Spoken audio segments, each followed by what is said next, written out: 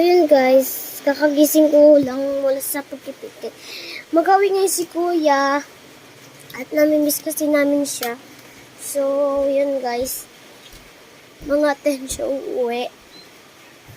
Kakagising ko lang, haggard pa kasi ako. Hinihintay namin siya. Anong oras na mga yun? 8:23. Galing kasi siyang Iloilo. Sasakay siya ng aeroplano, mga 9. Uwi siya dito 10. Tamo. 8:23 pa lang.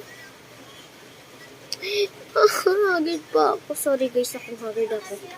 Huwag niyo pansin yung mukha ko. Sige, yun lang guys. Haggard to me.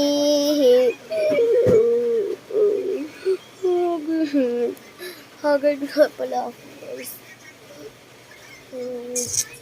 Pero pag nakaayos ako, tingnan nyo. May love kayo sa